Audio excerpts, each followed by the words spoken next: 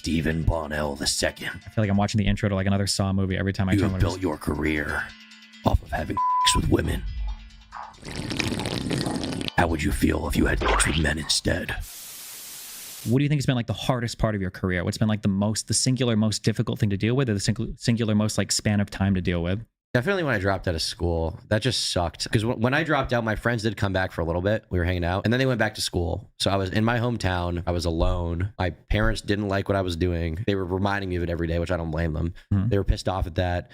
They didn't ever like threaten to like take the computer again or anything, even though I know you're older, but like you're living in their house. They're not like, we're not getting internet for you. Like, fuck I think this. they would say things like that, and then it would never really follow through for whatever reason. I think they just didn't know how to deal with the situation. They were under the impression I would go back to school, and I think at the time I would probably lie to them and be like, yeah, I will. Did they ever like push you onto like a school therapist or anything like that? Or No. No? Okay. And you never got in trouble for a video you made where your mom was like, why did you call this guy a pussy or say a bad word? They didn't care about anything like that in your videos? They don't pay attention that closely. Once in a while, they'll be like, I saw this thing about you when I looked up your name, and I was like, don't worry about it. And they're like, okay. Oh, okay. They don't really worry about that kind of stuff. Sometimes my mom will be like, what's going on here? And I'll just be like, I'll give her like a brief summary, and she'll be like, I think you're wrong. And I'll be like, okay. And that'll be it. So yeah, my mom is at odds with it a little bit, but she appreciates the fact that I'm making money at the very least. She sees that now, even if she still is like, you should go back to school. You should go to business school, which I'm not going to do. Maybe. I feel like YouTube's a pretty good business school if you're just hiring contractors. Sure. I feel like I'm learning But you could a lot. also like, have you ever seen The Wire? Why do you always mention The Wire? Because it's a good show. It's the best show on TV that's ever been made ever. You'll The appreciate it when you Sopranos get is older. better. Shut up. It is. But they're one of the drug dealer guys. He goes to And the finance school. Sopranos, they're not. They're not what? It's a good show. Better show. Oh, like you identify more with the characters in The Sopranos? Yeah, sure. Yeah. Okay, that makes sense. Yeah, because okay. Yeah, relatable. Yeah, for you especially. Representation. Mm-hmm. Anyway, in The Wire, what's the point of The Wire? The drug dealer guy that you can't relate to, he goes to econ school and then he practices the economics that he learns in his like drug dealing stuff. That could be you, except with MBA on YouTube. Maybe, but the time spent doesn't really seem worth it. What do you think? Make videos out of it. Make videos out of it. Going back to econ school. Yeah. Here I am in class, guys. What's up? What's up? It's me, Turkey Tom. Yeah, that'd be so epic. That would be epic. Yeah. So you've gone in a pretty short amount of time from having heroes on YouTube to growing up. And I imagine at this point, you've probably surpassed a decent chunk of people, if not where their height was, at least where they are now. What's that like? Have you, when you started meeting people, I'm sure you have, if not like in person, at least online through chatting, when you started meeting people that were like these larger than life figures that you looked up to on YouTube and you watched their videos all the time, and now you meet them as like an equivalent or larger content creator, what is that feeling like? It was really weird at first, but a lot of that kind of happened when I was a teenager because we would just DM on Twitter. I've kind of become desensitized to it at this point just from meeting enough of them in real life. But one of the more surreal ones I had not that long ago was Besides me. Yeah, I hung out with Adam YMS, who I was watching a lot when I was like, I want to say like 14 or something. I loved his movie reviews, and that was weird to meet him in person and like see he was a real person in real life you can talk to. Not that I didn't know that, but it is once in a while I'll still have those moments where it's like, what the. I kind of felt that way when I met Alex Jones, honestly, even though I met him for like 1 second in the video we did. Oh, I remember that. That was so fucking, I don't know. You don't register sometimes that these people are taking up a 3D space. Mm-hmm. They have their own thoughts and feelings and emotions just like you. Maybe not just like you, but. Do you ever file, do you ever have a moment where you meet people like this and they're filed in your head as like these kind of like larger than life people, and then you meet them and you like integrate them immediately into your like mind and how their job works and everything else? Or has that always been like a regular process? Like, I guess like growing up, there were certain content creators, people whose websites I would read, where they just like, they exist in like this mythical, legendary, untouchable part of my mind. And then I would eventually meet them and chat with them and be like, oh wait, hold on. Like, I totally understand like everything you do. And like, you might even see things where it's like, you could do this way better. Or like, you just have such a better understanding of them, I guess. Yeah. I've definitely had that. And I've also had moments where I feel like a lot of the people I watched growing up kind of got lazy or got shitty. And I'm hyper aware of that. And I'm very paranoid about that happening to me, which is why I don't want to feel comfortable in my job. I don't want to feel like things are too good. I don't want to feel like I've reached some kind of apex. I always try to feel like I'm at the beginning of something, basically. Not that the stuff I've learned isn't valuable, but basically just to say that there's a lot more I can learn and there's a lot more I can take in from other stuff. But yeah, I've definitely noticed that it seems like some of the guys I grew up watching kind of fell off a little bit. And I've probably talked about some of them on YouTube, but it's kind of it's disconcerting to see someone get comfortable or get lazy with the position they're in and not really progress past that. I feel like in my mind, it's always a noble thing to be like, okay, here's where I am now. How do I replicate the past 5 years of my life? Because I started here, now I'm here. How do I go from here proportionally to the next thing, right? Like if you start at 10,000 subscribers, you get to 1 million. It's like, how do I get to 10? You know what I mean? Obviously, 10's a very big goal. It's hard to get there. Very few people get there. But in my mind, you should be aiming pretty high always. And it's disconcerting to see people just get comfortable with what they have. Maybe I'll feel different about that. Maybe I would if I was a little older. I feel lucky in the fact that I'm 21. 21 is kind of like a hungry age for things. Do you still set like goals in terms of like where you want to be subscriber wise and everything? Okay. Absolutely, yeah. I write it out on documents I have on Google Drive, and I'm like, this is gonna happen. This is gonna happen. And you started using Obsidian. Yeah, awesome. Yeah. I was talking about heroin, but oh, I like that too. Yeah, I like really that chills more. you out. I think. Yeah, It does chill me out. I'm on heroin right now. That's why I'm so nice. That's not why I'm not saying Despacito. What up? Your mom? Yeah, you screamed like Skibbity Toilet like 50 times before we started the camera. Skibbity. There's this thing. I'll go back to music. This thing that happens with bands where I heard this band talk about how they wanted to stop opening for Metallica, and they were like, "Why the fuck would you do that? Like they're the biggest band in the world." And they're like, "Well, we don't want to be seen as an opening band. We want to be seen as a headlining band. We don't want to be seen constantly in tandem with this other person, right?" Maybe it would be different if I knew a bunch of other streamers like Asmon Gold or something who was having people calling to his stream all the time. Or there was some, XQC or something, but you're really the only big streamer that I really know. And so I don't want to just be the guy who calls into your streams to talk about stuff and leaves. And that's all people know me for, at least from your community, right? Remember the first epic conversation that you had on my stream? Do you remember who that was with? No. Oh yeah. You were like 19 then, huh? Was that 2 years ago? I was going to say the one with XQC was pretty funny, but yeah, that was like the second or third. I think the second one was Super Mega, and that was the third one. Okay. Do you That was awesome. That was fucking epic. I don't think I'll ever be funnier in my life than I was in that moment. Do you Merc? Okay, this is the thing when I'm talking about headlining. Merc will always be known for that fucking moment. In your community, does anybody remember anything about fucking Merc other than she's crazy and she got Despacito'd and Gangnam styled, little bro? She got Dami Tucosi'd. That were moments. There were moments there for sure. Do you ever worry about? We don't have to talk about this too much. I know he's your hero. Epstein. No, the Sam Hyde guy. So I like Sam Hyde stuff. I like his comedy. I think he's really funny. I feel like his association, the iDubbbz video was one of my. I just think it was one of the funniest fucking things of all time. iDubbbz showing up at that. His cut was really good. It was excellent. It was yes, like. He does the line of like satire and irony and like high effort, not just like being a retard all the time. He is an artist. Yes. I've gotten a lot of valuable advice from his videos about artistry. Yeah. About, like the perfect is the enemy of the good. Someone else said that, but I got that from him. Like he passed that on to his audience and I took that. And like my hiring process for like, just like dropping your ego and learning to like have people help you out with content. Like that's stuff that came from him. He has a lot of valuable advice. Yeah. Also maybe kind of crazy. Do you ever worry for some of the people that you follow, or do you ever view them differently? Do you ever think differently based on like some of the political stuff that comes out, or you try to like totally separate out like there's stuff I've learned from this guy, or I can appreciate this, and I don't care about any of the whatever other stuff he's getting into, or whatever he says it's like serious or not serious, or I don't know. I mean, if people want to criticize him for that, I think that's totally valid. I'm not going to be like Sam Hyde defender and say like, he's not a political guy.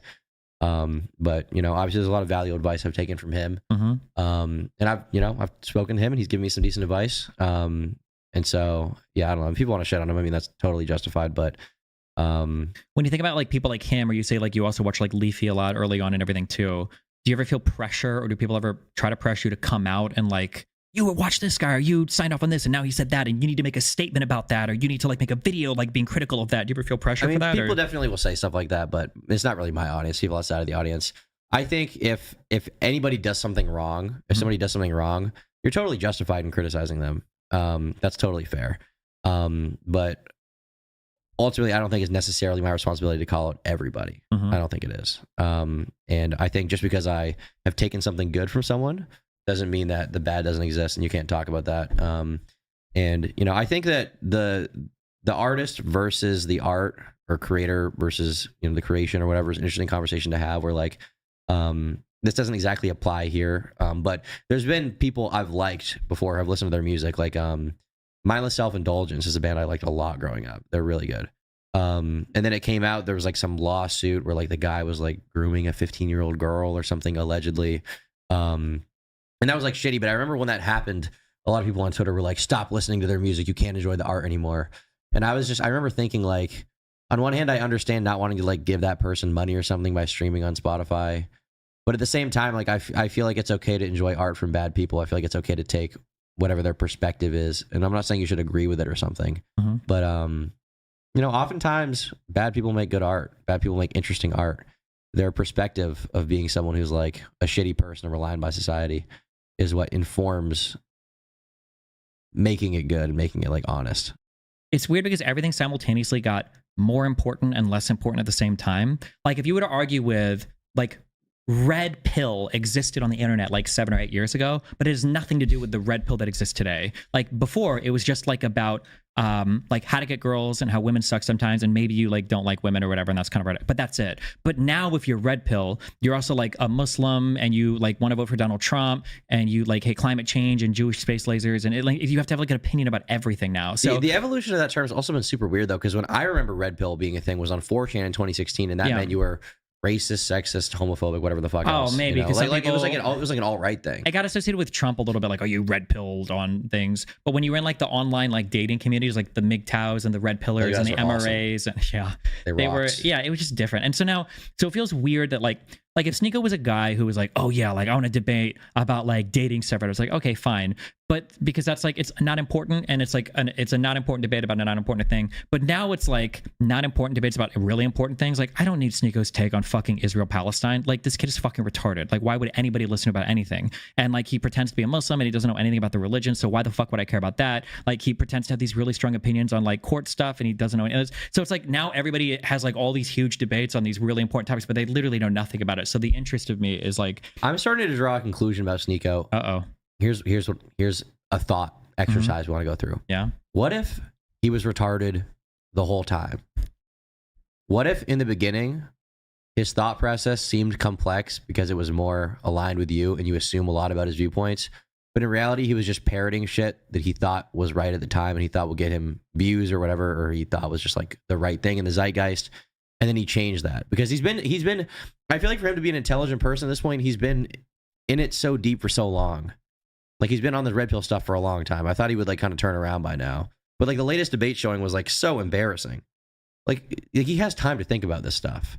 He's had conversations with like the Muhammad hijab. That's a crazy fucking name. It is a crazy name. If I was racist, that's the name I would pick for a brown guy. True. Anyway, exactly. Yeah. Like he's had be like conversations. Calling me Sombrero Gusano. Like that's my full name. Yeah. Yeah. Based. Yeah. He's had conversations with him about the age of consent for Muslims.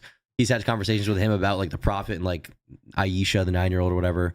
And for some reason, he still like didn't come away with that with like an understanding.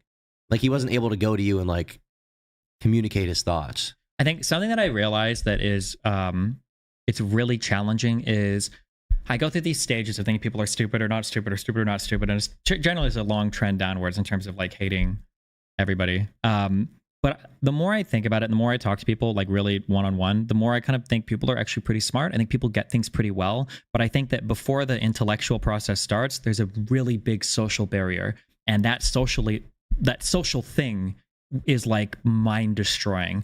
And it's kind of like having like depression or anxiety or whatever, where you tell a person with depression, like, why not just like get up and like do something? And the person's like, I don't think you understand. I don't even have the desire to like be happy. Like, it's not about me like not knowing how to be. Don't you think it would be socially advantageous for him to debate you well? No.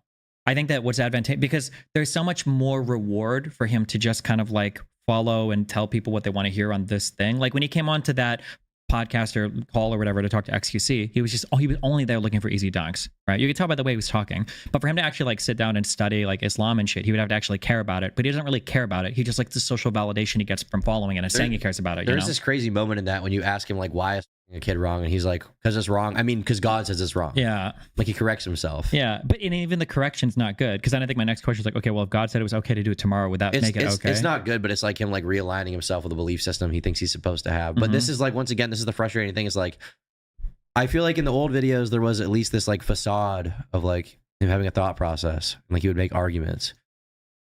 There was a moment I remember early on, I don't know if I've talked about this with you, but He was talking about like Hassan had reacted to one of his videos and had called him an incel and had totally misinterpreted what he said. I think it was a video like how people view women or something like that. Something like that. Yeah. And Hassan reacted to it, just had to totally like, he just didn't fucking get it because it's Hassan. And Sneeko, he was very frustrated and he expressed openly, he was like, I realized that Hassan gets way more rewarded than I do for making this fucking video.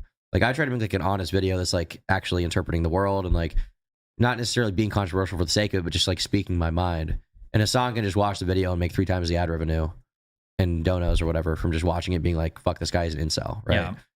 And then eventually he just kind of took that on. He became that because he realized it was more profitable. Yeah, because it was like what we were talking about earlier. I think it's just really, really, really hard. Like the 2 huge moments that are so frustrating to me is like, so I go on Twitter. I probably shouldn't have said this, but I think a week ago, do you know Casey Tron? Call her fat. I said she smoked a bong with her. She does. Wait, did you say that? Yes. Did you delete that tweet? I didn't see that one. Yeah, I didn't tweet it. She did. But I probably shouldn't have said it. But like I did. But like, so she sees that and then she runs to her Discord and she's called me she says I abandoned my kid. She calls me a partner. She says she said like a billion horrible things about me. And it's annoying that like, and I understand like you have to walk a higher path, but like when you're like wading through the sewage of so much filth and personal insults and degrading and like all the death threats and the pictures of my, Instagram stories of my son that people send me and all the crazy things that people say, the videos that everybody had, people making fan art of like Melina fucking ABBA in front of me and shit. And I'm like, bro, you're drawing this? And then I'll say some shit where it's like, I think those people are just and then I'll say some shit about somebody, and then like there'll be like 2 posts on my subreddit. There've been 2 in the past month where like Destiny called somebody fat. It made me feel really bad, and I'm like, what's the next big thing you're working on? Where can people find you? Lots of big videos coming out. Stay tuned. The lol cow iceberg is coming. Okay, you're gonna like it. The lol cow iceberg. Can't give much more detail than that. It's a top secret project. Have fun. Dr. N reporting for duty. Dr. N? Nicaragua. Oh. Are we still live?